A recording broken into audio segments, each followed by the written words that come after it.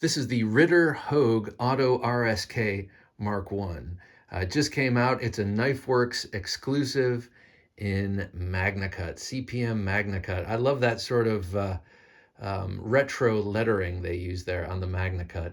If you've ever seen any of the marketing material for that steel, you'll get the overall vibe. Made by Hogue with that beautiful stonewash finish on a very, very, very sharp blade. This is the knife you know and love. Started off life years ago with Benchmade as the Ritter Griptilian. The whole concept behind it was an excellent highest end blade steel you could get that's tenable in a budget style handle for everyday carry and survival. Doug Ritter is a pilot, and he used to specialize, and it still does, specialize in survival equipping for pilots and especially helicopter pilots. And from those efforts, his RSKs were born. RSK Ritter Survival Knife. The RSK was known as the Ritter Grip, the Ritter Griptilian. It looked like a Benchmade Griptilian handle, but with a blade that looked just like this. That went extinct when they were always very limited, but that went extinct when Benchmade decided to no longer OEM knives for anyone. So that went away, and then a few years later, Doug landed in the warm and loving arms of Hogue knives. Hogue knives, born of the firearm grip and other furniture manufacturer, making all sorts of things for pistols and rifles. Started making knives about a dozen years ago and have just made incredible things thanks to collaborations with the likes of Alan Olishewitz and others. Have just made incredible knives, and now they're making Doug Ritter's incredible knife, and now they are making it auto. Okay, so here we are, all caught up. This thing is awesome. It has that really comfortable contoured handle of G10 with the radiating patterns coming from, it's like a sunburst. It's beautiful, but it's also nice and grippy, radiating from the pivot, and a little bit longer handle than you saw on the Benchmade, and really fits the hand beautifully. Since we're on the handle, I'll talk about the clip. As you can see, it's raised up and it's got the button screws. That's the one thing that's slightly out of date about this.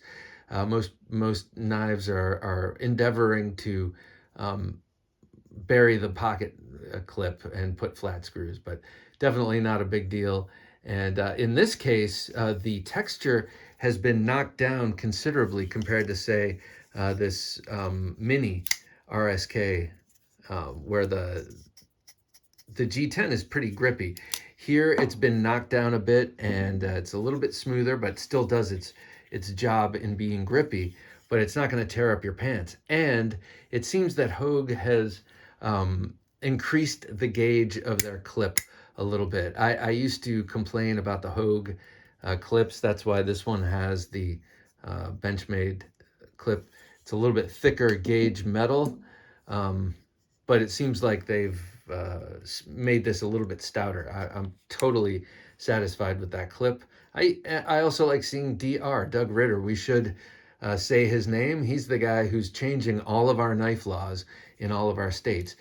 Can you legally now carry an automatic? It's because of Doug and knife rights and the lawyers he pays money for. So every time you buy one of these knives, or one of these, or one of the fixed blades, or one of the small survival blades, no matter what you get, if it's designed by Doug Ritter, you're getting it A, from KnifeWorks, and B, it's going directly into his pocket. Of course, he's got to pay to have these OEM'd, but that goes into his pocket, and that allows him to continue fighting the fight with knife rights and getting all of these knife laws all over the country changed.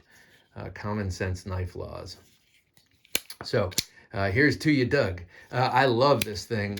This is really, you can really user friendly, if you will. It's really pops out pretty hard, but it's easy to reload just single-handedly.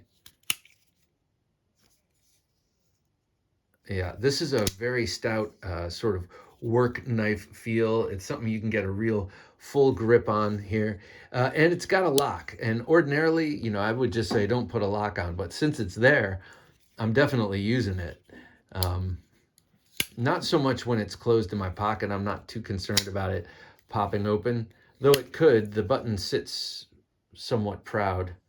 But that's how I prefer it. I don't like to have to dig around and push with the tip of my finger. I like to be able to actuate it with that knuckle right there, if need be, easily in reverse grip or whatever. I don't want to have to hunt around for the button. But open, I feel like, yeah, sometimes it might warrant having that lock closed, because if you're using it like this, you could actually bump that, and maybe if it gets caught in whatever you're horsing that blade through, it could maybe fold a little bit, and then you just don't want to be in that situation. So since it's there, yeah, I'll use it for serious cutting. But have I done serious cutting with this, and do I plan to? No. Being realistic, that's me. You know, you probably use your knives. So this would be a great one to use. Here, let me show it with some size comparisons. Here it is with a paramilitary 2, your standard run-of-the-mill paramilitary 2, about the same length handle, longer blade, as you might expect. Here it is with a really awesome automatic. This is the TR3 from ProTech, one of my very favorite automatics. About the same size. Well, let's see. Yeah, it's about exactly the same size. A little more on the handle there, but the blade is the same. These ProTechs are just amazing, the way they pop out. You saw it with there it is with the Mini. And the Mini is the size of a small Benchmade Griptilian, about 3-inch blade. Really great action on the Able lock. Hogue calls their crossbar lock the Able lock. Ambidextrous bar lock enhanced. And it is enhanced. I think it works great. But now everyone's doing a great bar lock. Kershaw recently, to me, has been doing the best bar lock. Here it is with another ProTech. That's the Les George Rockeye. Oh, the Rockeye has a little bit longer blade. I'm surprised. Same size handle about. And then here's one just in terms of feel and stoutness. Here's the Voyager, obviously a different cost and sort of league of knife, but similar in feel, in that it's got a nice round handle that you can really grip onto and do work with and feel confident. And this, of course, has the axis lock, which definitely engenders confidence. And then this, you have a pretty stout lock there with the plunge lock, but also that secondary lock is going to keep it from closing at all. So really, really awesome knife. If automatics are legal where you are, and I think they're legal now in 38 states, something like that, this is one to definitely check out.